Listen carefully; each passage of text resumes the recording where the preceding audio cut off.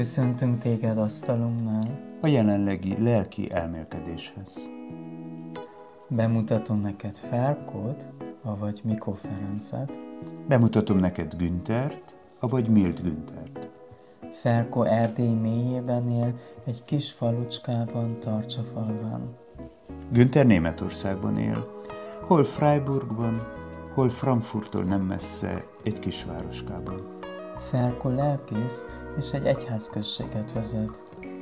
Günther lélekbúvár, avagy pszichiáter és terapeuta, és egy családokat kezelő kórházat vezet. Ferkó unitárius. Günther katolikusnak született, és buddhista szerzetes volt. De mindketten elsősorban Humanisták vagyunk. Ferkó 3 gyermek édesapja. Günthernek van egy kislánya. És ha nem is sejtetted, Testvérek vagyunk. De a nap végén mindketten emberek vagyunk, Az élet csodáival, a sors csapásaival, hétköznapok bukásaival és szívünk reményével. és álmaival. Erre az útra hívunk meg téged is, Megosztunk veled egy csöpp mézet, hogy mindennapjai lelkét édesítse.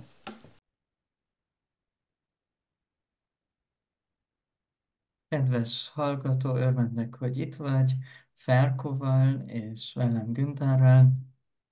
Akartuk ma folytatni a beszélgetést, amit múltkor abba hagytunk, és most megint itt vagyunk hárman a virtuális kerekasztalnál, különböző helydimenziókból és különböző idődimenziókból. És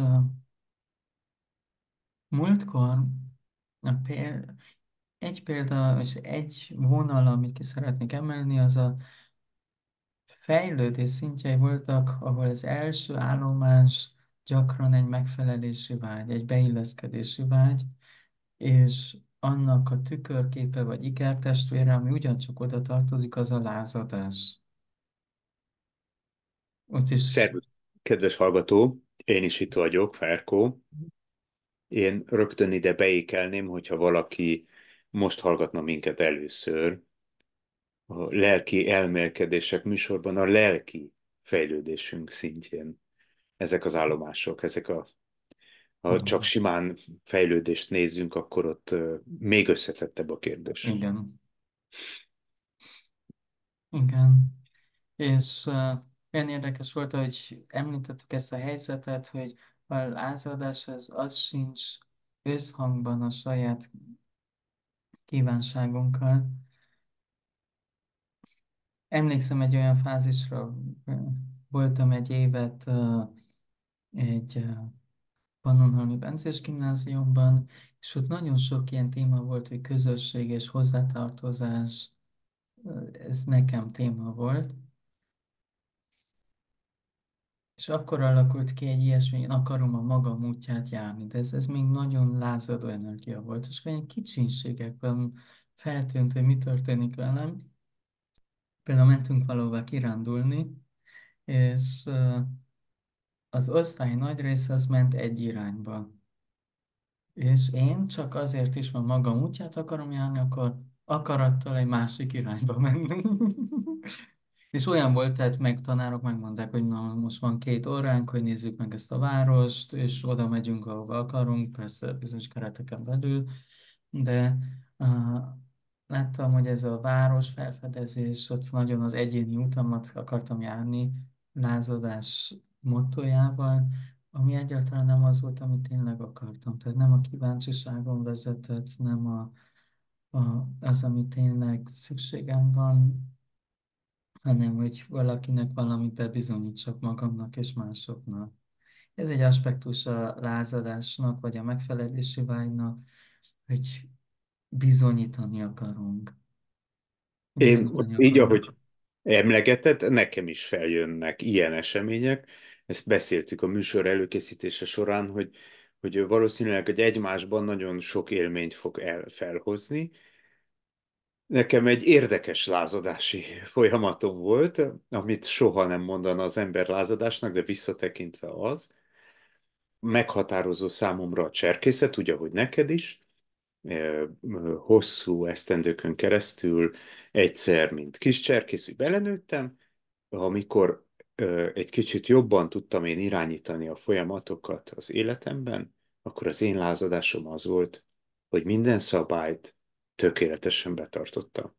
Mhm. Egy kamasz csapat, akik a cserkész csapatban benne vannak, mondjuk hetedik, nyolcadik, tizedik osztályig, nyilvánvalóan a saját útjukat akarják lázadva, és a környezetemben mindenki úgy lázadt, hogy az elég szigorú cserkész szabályok és közösségi előírásoknak hol tudták ezt átlépni. Az én lázadásom az volt, még azért is, még jobban betartott, még nagyobb rend volt a sátoromban, még pontosabban voltam öltözve, még szebb ruhát vettem fel, csak azért is, mert úgy éreztem, hogy ez egy különleges út, és nem úgy csinálok, mint a többi társa.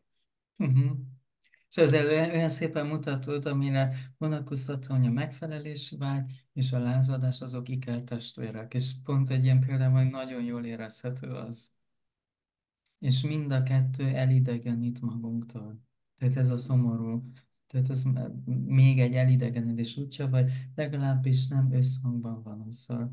Hogy Én néha... később azt éreztem meg ebből kifolyólag, hogy ez egy játszma maradt számomra, és a cserkészetet kinőve más formában is gyakoroltam, mit mondjak, az öltözékemben hosszú éveken keresztül, nem lazán, mereven, túl elegánsan öltözködtem, és ehhez hozzászoktam, de ez egy lázadásnak egy felnőttesebb formája volt, holott elidegenített önmagamtól, hogy akár lehetnék, akár öltözhetnék lazán, mert úgy is fognak szeretni.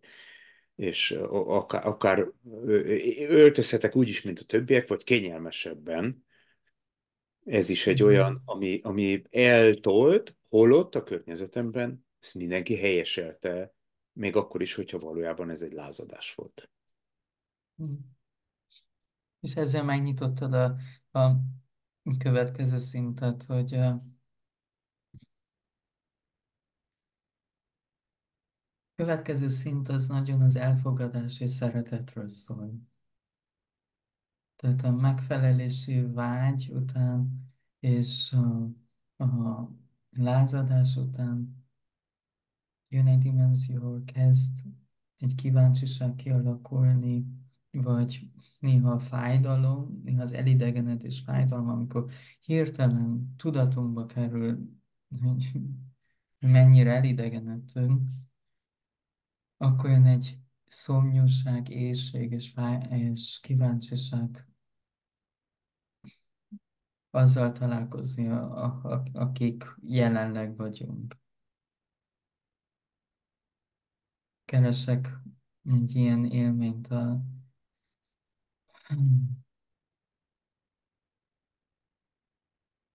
az a sóhajtás mögött az van, hogy úgy megint úgy tudatosul bennem, hogy mennyi olyan helyzet volt, ahol nekem ez a rendkívüliség bizonyítása szálába voltam benne, vele kavarodva.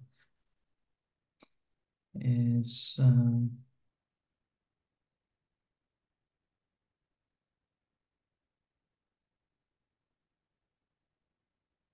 Én kapásból tudok mondani, amíg gondolkozol. uh-huh, Az első gyermekem megszületésekor igazán jól szerettem volna őt az úton kísérni, és szerettem volna, hogyha mindenféle szabálynak és rendnek és felnőttes butaságnak megfelelne.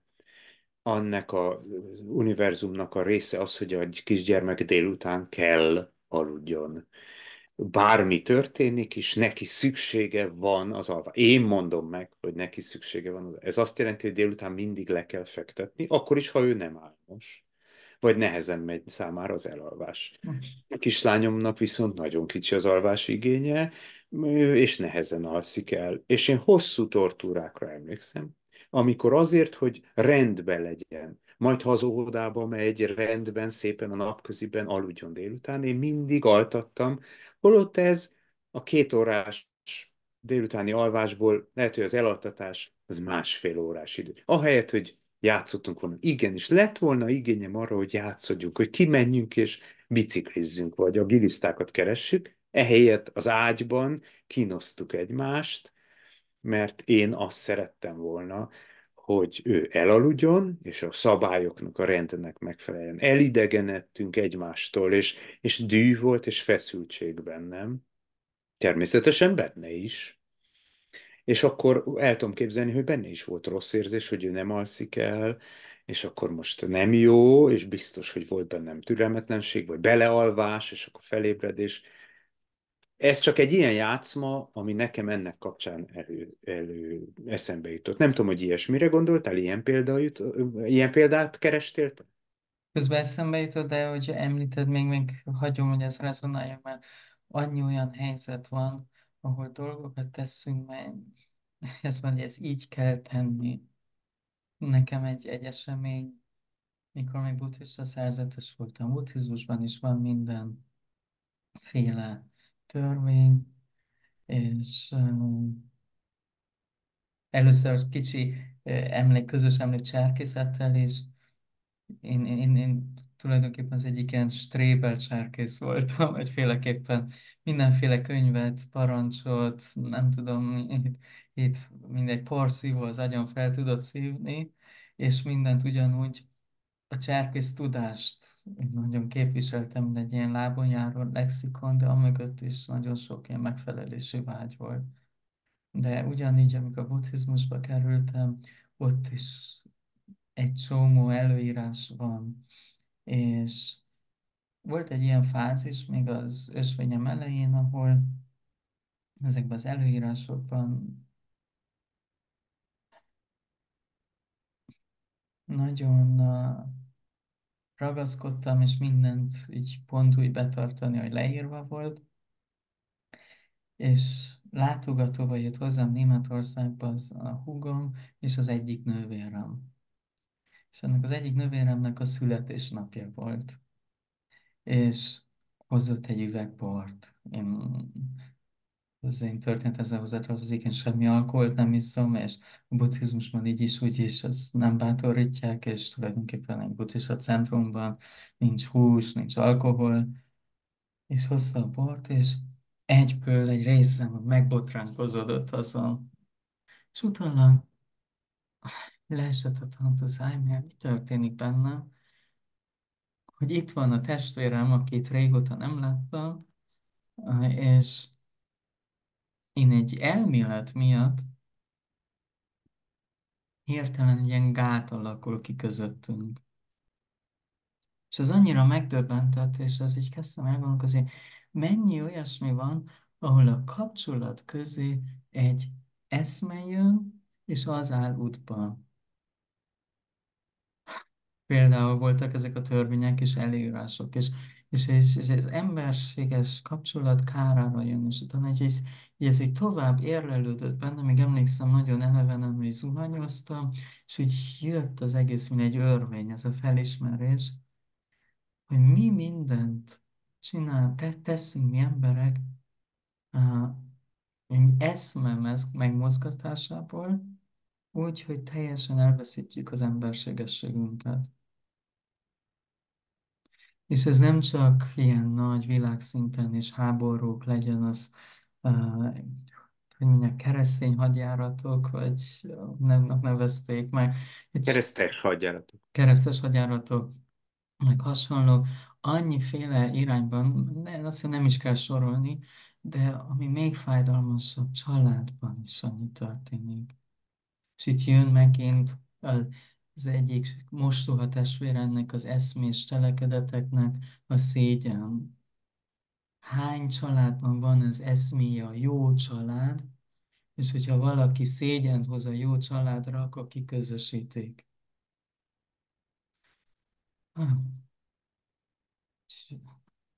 így libabőröm letett az élménytől, mert annyi emberrel találkoztam, és kísértem a szakmámon keresztül, akik így kiközösítést átéltek, legyen az teherbees, és legyen valami más, legyen, hogy valaki homokos, vagy nem tudom mi, és akkor egyből is szégyent hoz a családra a téma jön, és ahol egy eszme az emberek közé jön. És milyen érdekes, hogy egy ilyen kis találkozás a nővéremmel, és ez a helyzet, hogy annyira meg tudott rángatni valamit, ami valószínűleg már innogott bennem, de hogy hirtelen ráeszméltem, és az pont akkoriban volt, amikor valakit kezeltem, akinek nagyon súlyos, depressziós gondolatai voltak, és egy ilyen összefüggés volt közöttem. Egy dolog, hogy eszméből emberek képesek vagyunk másokat megölni, kizárni, de ugyanúgy egy eszméből, uh, például ez a személy ez teljesen meg volt győződve az saját értéktelenségéről, mert anyagi veszteségeket élt át, és úgy élte, hogy most csalódott a család benne, a felesége, az édesanyja, és ez egy ilyen eszme volt, hogy ő mint jól kereső ember el kell tartsa a többieket, nem szabad adóssága legyen, és mindenféle ilyen érzelmi dologba belekavarodott, és ez egy eszme, hogy ő hogyan kell legyen, úgy megfelelési vágy, és annyira kétségbe hozta, hogy ilyen súlyos öngyilkosság határon volt. Tehát ez az eszme ugyanígy ölni is tud saját magunkat, és igen. Mm. Ennek a másik iránya, amikor kezdünk kíváncsiak lenni magunkkal szemben, másokkal szemben, nyitottan megnézni valamit, hagyni, hogy hasson ránk, és eldönteni, hogy hat ránk, és abból az élményből dönteni. Ez egy teljesen más fejezet.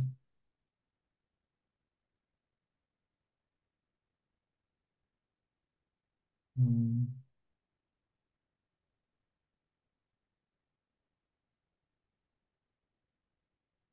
Kíváncsi vagyok, mi történik benned, Ferko, mikor ezeket hallod. Ezeket a régi élményeket sorolom, amik hasonlóan rezonálnak ilyen helyzetben. Ugyanakkor felmerült bennem néhány gondolat is, hogy ezek miért alakultak ki, és miért nem történt az, hogy ezekre sokkal hamarabb ráébredt az ember, hogy ez nincs rendjén. Tehát én valahol ezeknek az érzéseknek és ezeknek a kereteknek az okozója, az egyháznak vagyok az egyik képviselője. Én hivatalos lelkész vagyok, én hivatalos pap vagyok, és a történelem folyamán sok-sok traumának az okozója az egyház is lehetett. De nem szabad elfelejteni, hogy én egy nagyon felvilágosult egyháznak vagyok a, Igen. a tagja, amely a történelem során nem mondható azt, hogy mindig ugyanazt képviselte, nem voltak mindig ugyanazok a pontos elvei 450 éven keresztül. De az, hogy kíváncsi, azt, hogy nyitott, hogy elfogadó, azt végig lehet vezetni a születése pillanatától. És Mhm. valahol ez egy olyan dolog volt, ami nekem nagyon sokat segített a szemléletem, a személyiségem kialakulásában és fejlődésében, az érzelmeim megélésében, hogy szabad nekem kíváncsinak lenni és feltenni kérdéseket, hogyha másképp érzek, mint a többség, vagy a látványos, elvárt dolgok. Sokkal erősebbek voltak ezek a elvárási láthatatlan szabályok családon belül és kisebb közösségen belül, mint például az egyházom részéről. Ezt kevesen mondhatják el. Azt kell mondanunk, hogy a keresztény világ, mondjam, sajnos a történelem során sokszor nagyon erős erkölcsi, elérhetetlen erkölcsi normát állított fel, és ugyanakkor a saját kezébe tartotta a kulcsot, a zálogot, hogy ezzel alól hogy lehet feloldozni valakit. És ezt én a hitnek a kisajátításaként és a egyedüli szórójaként nagyon-nagyon sajnálom, hogy ez történt, és jó érzéssel tölt el, hogy én nem ezt kell tennem, és nem így gondolkozom. És érdekes az, hogy itt vagyunk Erdélyben 450 éve, és csak a legbelsőbb körök ismerik ezt fel. A saját unitárius gyülekezeti tagjaink is sokszor jobban ismerik a keresztény általános ö, értékrendet, mint azt a nyitottabb unitárius értékrendet.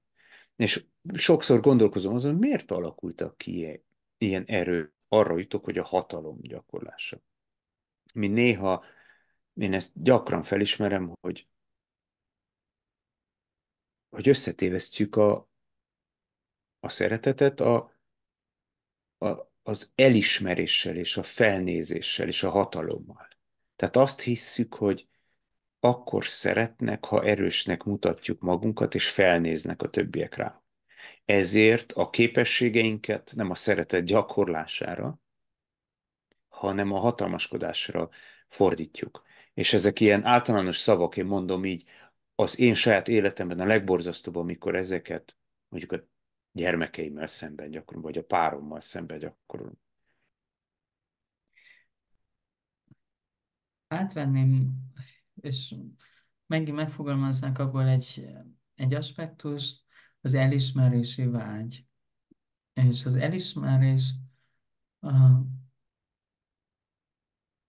sok családban az a fajta szeretet, amiről mi beszélünk, különböző örökölt, hogy is továbbadott sebek és hegeken keresztül nincsen olyan gyakran ott. De a legközelebbi alternatívája, ami ott van, az az elismerés. És Ezt mindannyiunknak még van. egyszer? Egy picit, Tehát, hogy tehát milyen típusú van a természet, szeretetekről beszél? talán mondanám ebben a mondatban, hogy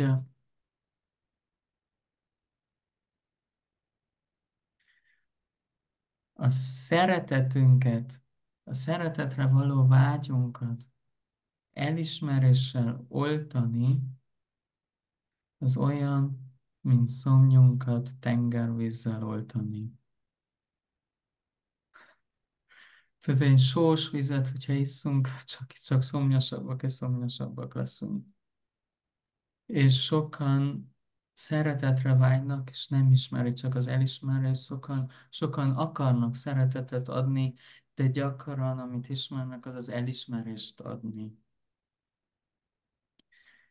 És ebből a megfelelés, lázadásból jön ez a következő szint a kíváncsisággal, és az elfogadással. Minden inkább az elfogadás bennünk történik, azt tudjuk fenntartani másokkal kapcsolatban is. Mert a nagy fájdalmassága ennek a megfelelésnek és hozzátartozásnak, hogy mi van egy elképzelésünk, mit vár el tőlünk a másik, és próbálunk annak megfelelni, próbálunk valahogy beilleszkedni, és mindennek a teteje, amikor beilleszkedünk, akit elfogadnak, vagy aki beilleszkedett, az nem mi vagyunk. És ez annyiszor történt meg velem is, hogy úgy közösségekkel, úgy házasságban, hogy valamit próbáltam mindenképpen fenntartani, és rájönni, hogy azt, amit úgy fel akarok tartani, az már érzett fényévektől van távol attól, ami vagyok.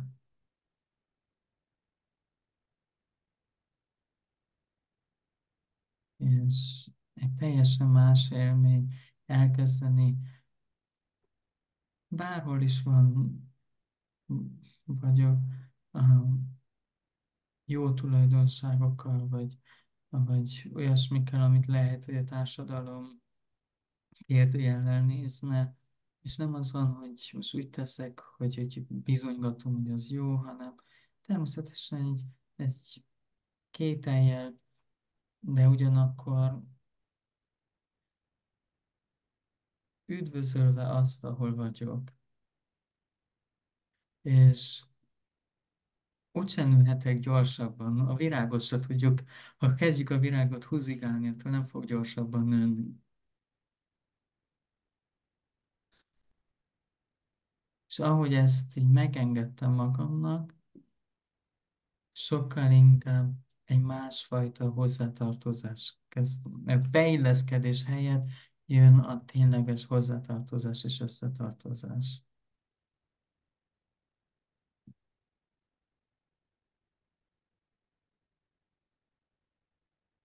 Milyen élményeid vannak neked a beilleszkedés versus hozzátartozás Sok kapcsolatban? kellemetlen, majd nehéz fejlődésen és hát nevezzük traumának is, de ha szebb kifejezést akarok mondani, akkor inkább a traumát követő terápián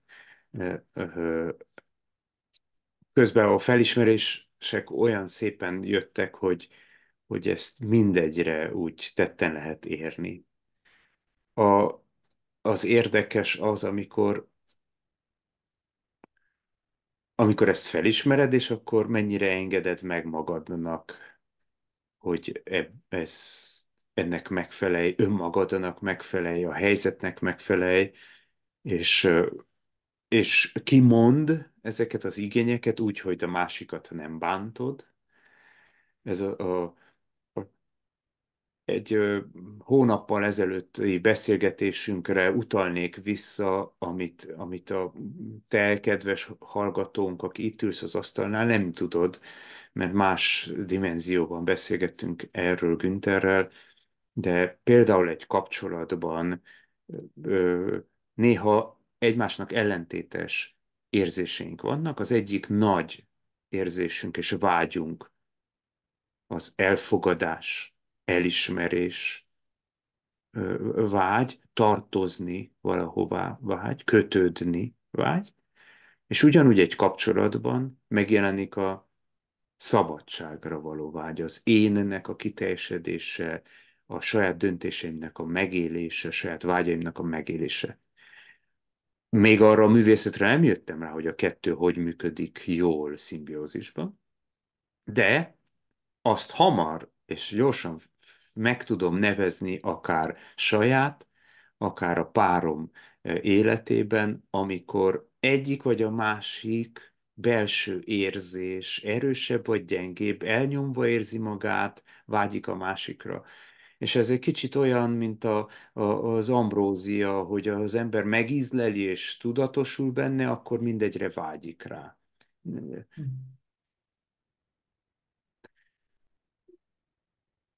Hogy konkrét példát mondjunk, van egy kényelemre való vágy, ahol este csak simán egy könyvvel, vagy a Facebookkal, vagy egy sorozattal a meleg kanapén ülnénk, de a párunk viszont vágyik egy társadalmi interakcióra, és inkább elmenne barátokkal a színházba. És akkor most veszed a fáradtságot, és a saját érzéseidet legyőzve elmész, és rossz kedvűen ülsz ott, abban a társaságban, és rosszul érzi magát a párod is, majd utána hazamentek, és mérgelődve az egész este ellőttük, vagy megengeded, megengedem magamnak azt, hogy jól érezzem magam a barátokkal, és utána hazamegyek, és talán belefér még egy rész abból a sorozatból. És akkor mind a kettőt meg tudtam élni. Uh-huh. Igen. Nem tudom, hogy ilyet akartál-e belőlem kiszedni, ilyen érzéseket, de valahol ezt az elfogadás is, hogy mikor vagyok én saját magam, én itt élem meg, hogy végre néha meg tudom nevezni ezt az érzést, nem csak az, hogy rosszul érzem magam, nem csak az, hogy nem Igen. kapom a helyem, hanem ki tudom fejezni. Ez nekem nem annyira tetszik. A következő szint szerintem már az, amikor úgy fel tudom vállalni, hogy ki tudom mondani. Csak ez a kimondás is, a szeretteinket nem szeretjük megbántani, és akkor itt jönnek ezek a játszmák, Mhm. hogy megfelelek, tehát nem mondok bántót, vagy kiállok magamért, de akkor lehet, hogy neki nem fog, vagy neki rosszul esik. Én az elmúlt időszakban annyi ilyen beszélgetésben voltam, ahol, amikor túljutottunk rajta, pont azt beszéltük meg, hogy ne folytsuk el ezeket. Nem baj, ha kimondjuk, és a másiknak rosszul esik, az még nem ingatja meg azt az alapvető szeretetet, amivel egymáshoz ragaszkodunk. Mhm. Nem, nem tudunk életünkben, nem tudok életemben mindig úgy cselekedni, hogy a másiknak tetszedjen. Lesz olyan, amikor neki nem tetszik, de ez is természetes. És itt akarok a te kérdésedre uh, ráhangolódni, hogy én a megfelelésemmel úgy próbálom ezt kifejezni, hogy mindig az ő kedvébe járok, vagy elfogadom azt, hogy lesz, amikor neki nem tetszik, és nem vagyunk egy húron. Nem tudom, ilyesmire gondoltál? Egy részem egyből kérdi, vajon mikor ezt kérded-e megfelelésből? De nem. Én úgy érzem, hogy ami most történik, az, hogy ketten akarunk valamit alkotni. Én azt Nekem érzem, most a jön be beszéd... egy élményem, és ez elmesélem, még jól tartozik ide. Kórházi tevékenységem elején volt. Fiatal rezidens orvosként a pszichiátrián, egy kórházban ügyeletem volt, és volt egy nehéz helyzet. Ott, és megvannak ilyen protokollok, hogy hogyan kell azzal bánni. Mm, Tehát ez egy terápiás kórház volt, nem egy olyan, amikor én ilyen pszichiátriáról beszélek, én teljesen más élményeket, egy németországi pszichiátria, ami egy ilyen terápiás pszichiátria, teljesen más, mint egy kolozsvári vagy budapesti ilyen akut intézet. ahol Ahol én legtöbbször dolgozom, az gyógyszerrel. sokkal inkább olyan, mint egy szálloda, nem érződik, hogy egy kórház, olyan, mint egy szálloda, ahol jönnek emberek például depresszióval és különböző témákkal, de alapjában véve ilyen terápiás, pszichoterápiás súlypontja van. De azért megjelennek más dolgok. Például megjelenik, hogy ebbe a kórházi közösségben valaki részegen jön, és alapjába véve az, akinek csak alkoholizmus a témája, az egy másfajta helyre megy, nem arra a helyről mi vagyunk, de megtörténik, hogy valaki depressziós, és még néha-néha egy depresszióban még iszik, és akkor van egy protokoll, hogy hogyan járunk el azzal. És volt egy ilyen személy, aki berúgott, és akkor a személyzet egyből ráállt arra, hogy akkor ezt kell csinálni, akkor ez most be kell menjen ebbe és ebbe a szobába, és ezt így kell hagyni, és kezdtek veszekedni a személlyel, úgy kezdett az egész feszültség kelni, és akkor odahívtak engem is, mint ügyeletes orvos, és ennek a férfinak meg volt a saját szobája is. És A saját megígérte kórházi nekem, szobája? igen, igen. Ja, ő már páciens volt. Igen. Páciens volt, és egy este volt, tehát már ismertem jól a személyt, és most megtörtént, hogy most részegen láttuk, és a protokoll szerint kellett valamilyen felügyeleti szobába menjen, és nem a saját szobába aludjon, és azt mondta, hogy ő fel szeretne menni a saját szobájába, lefekszik, alszik, és holnap meg tudjuk a következő dolgokat beszélni. És a személyzet, azáltal, hogy kezdtek vele vitatkozni, de nem, ő most itt kell maradjon, és jöjjön be, és nem tudom mi. Uh, Azt akarták, most hívják az orvos, hogy most mondja meg az orvos is a tuttit. Ugye, hogy ez ilyen budapesti vagy magyarországi kifejezés. És oda mentem, és láttam, hogy ezt a helyzetet most, hogy ne tovább feszüljön és robbanjon, úgy éreztem, hogy meg tudok bízni ebbe a személybe, hogy ő most felmegy a szobájába, és alszik, és csend lesz, és úgyis utána jön a protokoll, a következő dolgok, hogy másnap mi történik, ez nem fog éjszaka közepén, nem kezdjük azt boncolni. És megtettem, a személyzet nagyon meg volt sértődve, ez egy más történet, hogy ilyen. És utána, egy pár nappal később voltunk egy orvosi megbeszélőn, ahol ott volt minden orvos a kórházban, a kórházigazgató, a főorvosok, és én a kis rezidens, és más rezidensek is ott voltak. És mindig úgy van, hogyha ügyeletben vagyok, akkor ha rezidens vagyok, van egy szakorvos is, aki egy főorvos, aki ugyancsak ügyeletben van, de otthon van, és hogyha valami van, amivel én nem boldogulok, akkor azokat akkor felhívom őt is, és belevonom, és meghallgatom a szakvéleményét.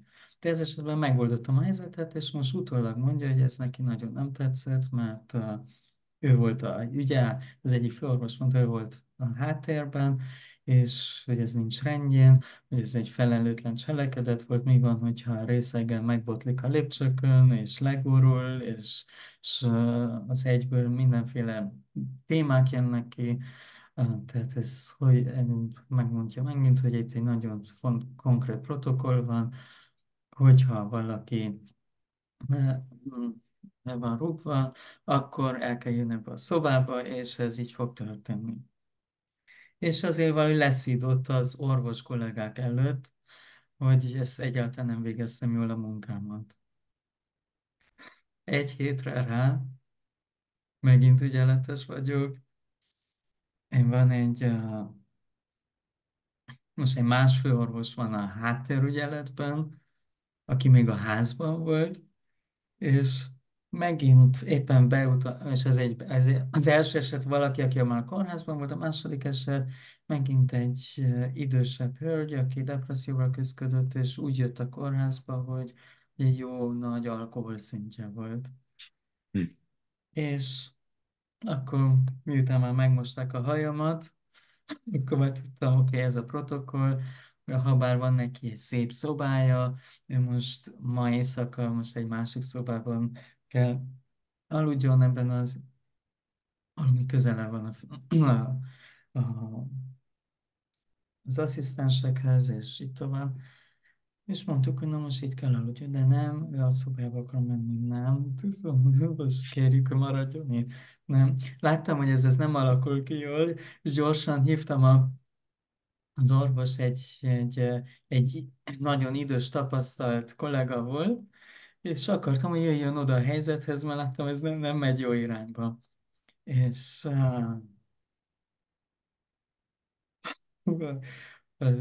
a szakorvos kollega az nem jött oda. Mondta, hogy oldjam meg. És én próbáltam oldani, de és felhívtam megint, és kértem, hogy jöjjön oda. És én meg, hogy már megmosták a hajamat, mind arra álltam erre a pontra, hogy most ez a személy ez itt kell aludjon, és addig ment ez a feszült, Bonyolódott. hogy mondják? Addig bonyolódott, Addig vagy bonyolódott, amíg hmm, végül ez a személy azt mondta, hogy ő nem marad több a kórházba, ő elmegy. Akkor már így is muszáj volt odahívni a szakorvos, megkértem, hogy mindenképpen jöjjön ide, mert hogy különösen, hogyha valaki jön, látó, be van rúgva és el akar menni, az kell egy orvosi szakvélemény, mert az a kérdés, hogy mennyire tud saját magára hagyatkozni, meg így tovább. Ő megnézte a szemét, és hazaengedtük, és másnap az első kiskör az még orvos kollégák körében, ami már elég kellemetlen volt, de minden reggel van egy ügyelet átadás, vagy ilyen reggeli jelentés, ahol minden terápiás személyzet ott van. Ott vannak a zeneterapeuta, művészterapeuta, minden pszichológus, az összes ápoló, aki a kórházban van, egy nagy gyűlés van, vagyunk, vagy 40-en, és ebben a körben az idős kollega azt mondja, hogy németül volt az egész, hogy Mildor, ez teljesen inkompetens munka volt, amit végzett, ez teljesen inkompetens. Ezt a nőt egyszerűen fel kellett volna engedjem a szobájába, ez még részegen is tudott volna sakkozni, tehát más alkoholszintekhez van szokva, és arról nem beszélve, hogy az alkoholszintje sokkal uh, uh, rosszabb volt, mint az előző este, akit valakit hazaenged, már mint a szobájába engedtem. És annyira ilyen eleven példa ez, hogy ugyanazok a körülmények, próbálom egyikféleképpen csinálni, nem tetszik a környezetemnek, próbálom másikféleképpen csinálni, nem tetszik a környezetnek, és pont ez a megfelelési vágyban, pont ez az elismerés dinamika van, megfelelési vágyban az elismerést keressük, és az egyáltalán nem jött meg. Bárhogy csináltam, végül és az egész dolog nagyon-nagyon megterhelt. És még volt egy valami más munkahelyi konfliktus is, és így az egész nagyon elnyomott, és úgy éreztem, hogy bárhogy is csinálom, nem jó. És nekem sokszor egy álomban oldottak meg dolgok. Volt egy nagyon érdekes álmom. Azt álmodtam, hogy a végtelenségben vagyok, egy ilyen örök jelenben, és mindenütt jelen vagyok, egy nagyon-nagyon békés állapot volt. És ott tudtam szabadon úszkálni, és láttam egy kört, egy székkört, ahol orvos kollégáim ültek, és volt egy szabad szék. És ott volt egy meghívó, hogy az az én helyem. És nekem olyan jó volt ez a békés éter állapottól, mindenhol jelen voltam, egy ilyen levegő természetű. És éreztem, hogy most választhatok, hogy beleszülessek ebbe a székbe, és nem lesz könnyű, és mindenféle nehézségek lesznek, de valahogy ott a helyem. És meg voltam hívva, egy választás volt. És eldöntöttem, hogy elfogadom a meghívást. És egy aktív döntés volt, hogy ebből a teljes békességből kijönni, és hogy helyet foglaljak a széken. És tudtam, hogy ez egy hosszú út lesz, hogy tudtam, hogy lesznek mindenféle kritikák, hogy egyeseknek fog tetszeni, másoknak nem. Bizonyos dolgok nagyon nem fognak sikerülni, mások igen, és ott a helyen. Én most is libabőrös vagyok, ahogy erre visszaemlékszem, egy nagyon mély, természetes meghívás volt, és pont ez a feloldása ennek a dilemmának, a megfelelési vágynak, hogy elkezdjük a tényleges belső útunkat járni, és nem egy ilyen lázadás útját, hanem merni azt vállalni, ami előttünk áll. Mindenféle kiszámíthatatlannal együtt. És sok bátorság tartozik ahhoz. Ahogy említetted, hogy mondani meg dolgokat, hogy anélkül másikat megbántsuk, meg hasonlók. Egy személy, akinek rám nagy hatással volt, az Miki Kánstán, neki van egy ilyen szép fogalmazása, hogy tényleges találkozásnak három hozzátevője van. Az egyik az igazság, a másik a szeretet, és a harmadik a bátorság. Érdekes megközelítés. Nekem És, nagyon sok gondom van az igazság kifejezéssel. és igazság most nem ilyen elméleti szinten, hanem az, ami belülről nekünk éppen igazol, tehát a mi belső valóságunk, ahol éppen vagyunk. És az kell egy bátorság, hogy ahhoz álljunk. Brené Brown beszél erről sokat, például a bátorság az courage, vagy courage, vagy ez a szív szóból jön, a core. És a bátorság egy kontextusban azt jelenti, hogy azt felvállalni, ami a szívünkben van. És hogyha úgy nézzük, és ezt mondtam Miki Kastán, és tetszik nekem, ez megérint, ezért akarom megosztani. Van olyan, hogy egyesek próbálják a szeretetet és, és az igazságot élni, de nincsen ott a bátorság. Akkor az egész kapcsolat nagyon vérszegény. Ez volt a kifejezés, és ilyen erőtlen, hogyha nincs ott a bátorság. Vannak olyanok, akik próbálják például az igazságot és a bátorságot. De hogyha nincs ott a szeretet, akkor az a találkozás az olyan, hogy a másiknak a szemébe hányni a dolgokat. Mindenféle tekintettel nélkül a másik szemébe. És vannak olyanok, akik próbálják a szeretetet és a bátorságot, de nincs ott az igazság része, és úgy bátrak a szeretetüket kifejezni, de akkor minden egy ilyen hupi-lilla rózsaszín világ, ahol nem nézünk szembe pár dologgal, ami tényleg ott van, és nem nevezzük meg. Igen. És lezárásként talán mesélek egy másik élményt a következő dimenzióról, ami azt hiszem mindegyikünknek még, vagy sokunknak kicsit távolabb, de legalább egy kicsit érezni, merre mehet az út tovább. Az első, az első színben a fő mozgató erő az különböző formája a félelemnek. Félelem az elhagyástól, félelem a kiközösítéstől, félelem az egyedülléttől, félelem a szégyentől, tovább félelem mozgat. Második szinten egyféle elfogadás és kiállás.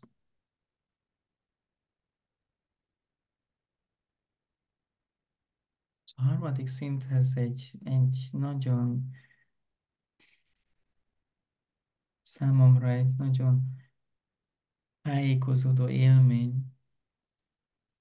Az akkor volt, mikor fiatal szerzetes voltam, és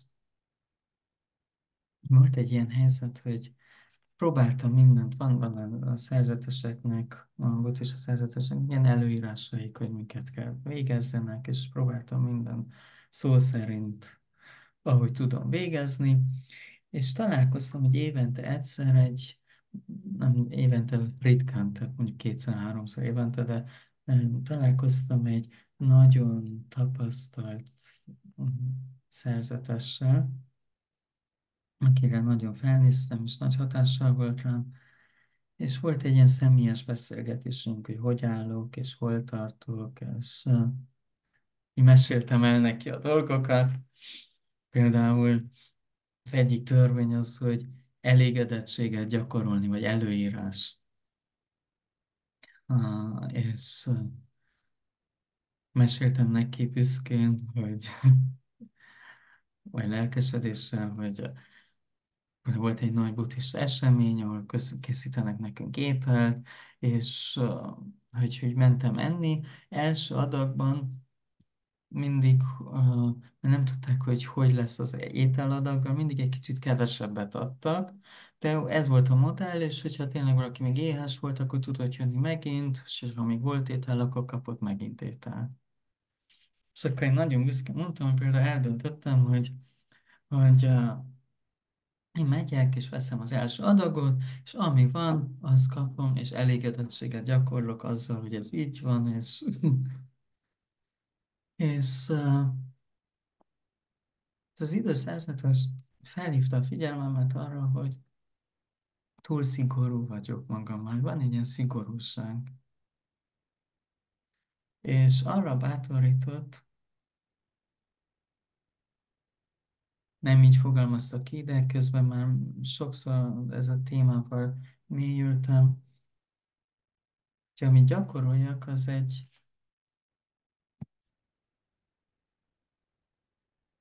hogy szeretetteljes jelenlétet gyakoroljak, hogy buddhizmusban vannak ilyen szeretetteljes szent lények, és hogy ezek a szent lények jelenlétében, úgyhogy gondolatban meghívom őket. Hagyományosan lenne különböző imák, meg így tovább. Nem az imákkal foglalkozok, hanem csak a szeretetükben időzzek. Ezt nem tudom, hogy milyen furcsa dolgok. Nagyon látok, hogy csinálom, hogyha ezt mondja, hogy mormogtam magamban. És meg 2 nappal később, ez egy ilyen buddhista fesztivál volt, egy sátorban laktam, eső volt, hideg volt, és egyszer egy kora reggel felkeltem, és abban a hidegben, hogy kiszálltam a hálózsákból, hogy nagyon kellett mennem a WC-re, nagyon kellett vizelnem. És így volt egy impulzus, hogy megcsapott a hideg, és próbáltam gyorsan a sátrat kinyitni, és nem sikerült kinyitnom, és bepisültem. És egy nagyon kellemetlen helyzet volt, minden nedves lett, akkor teljesen elbátortalanodtam, akkor ott feküdtem a saját tócsámban, és én nagyon rosszul éreztem magam.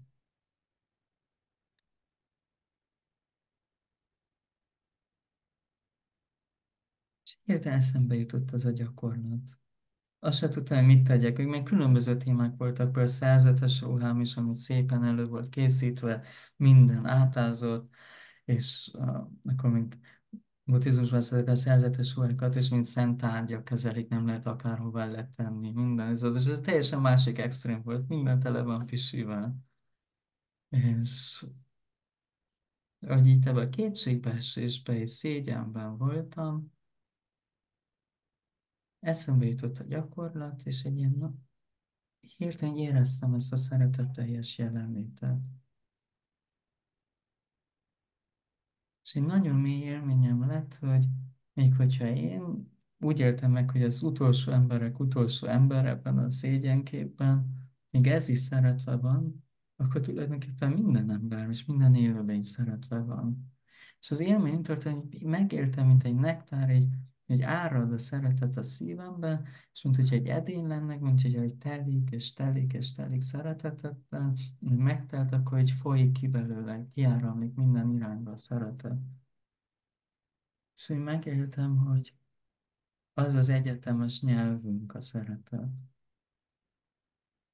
És valami úgy hirtelen is annyira radikálisan megváltozott bennem, hogy ebből a teljes kétségbeesés és kilátástalan helyzetből egy teljesen más perspektívát kapott az egész, és hirtelen minden, ami megoldhatatlan volt számomra ott ebben a helyzetben, lett egy ötletem, valahol találtam valami száraz ruhákat, de már egy lendületem lett, fel tudtam, akkor átöltöztem, oda mentem ismerősökhöz, segítséget kértem, eljutottam egy mosógéphez, kimostam a dolgokat, megszárítottam, és úgy megint egy ilyen lendület lett. Az nem úgy van, hogy azóta most így a felhőkön lebegek, és mindent, ez mondjuk tartott ez az élmény, vagy 2 napig az utóbbi hatása, és utána, hogy megint a hétköznap jött, de egy olyan volt, hogy megérezni egy kicsit az alagútnak a végét. És hogy érezni, hogy milyen irányba alakulhatunk tovább, milyen az, amikor a szeretetet megengedjük. Úgyhogy nézzük a spektrumot. Az egyik spektrumban van a beilleszkedés, az sok gürcölös, az próbálkozás. Utána jön a kíváncsiság, és egyszerűen állni ahhoz, ahol vagyunk, és kiállni amellett, és megnevezni, tehát már kevesebb energiabefektetés. És a harmadik irány az érzem sokkal inkább egy megengedés. De nem arról van szó, hogy szeret, hogy megérdemlem a szeretetet, vagy nem tudom, ez egy egyetemes feltételi szeretet, az egyszerűen jelen van, és létezik, és áramlik. És még nem köszönöm, más tegyünk, csak megengedni, és történik. Ez nagyon megérintett, és most is megérint, hogyha ez erre ráhangolódom.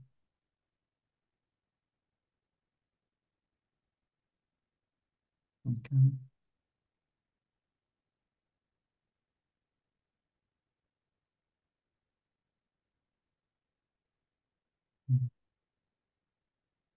Most nekem nincs kapcsolódó történetem. Hagyjunk még egy pár lélegzetet, hogy zárónak a integrálódjon. Ez a meghívásom számodra is, kedves hallgató. A kérdés, hogy hol tudom a mai napon a szeretet áramlását megengedni. Nem kell ez valami különleges, mély élmény, hanem egyszerűen kicsit megállni, és megengedni, hogy a létezés, a szeretet az áramlatjon. Nem kell ez semmi különleges keresztény kép, vagy más vallási kép. Bárhol vagyunk a világon, ott vagyunk, és kicsit megengedni. Légzésünket, létezésünket, szeretetünket.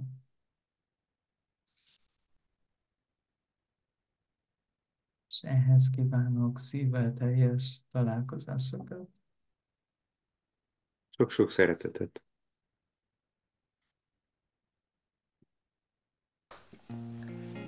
Örvendünk, hogy vendégünk voltál. Meggyőződésünk, hogy ezek az elmélkedések Sok ember hétköznapját édesítik.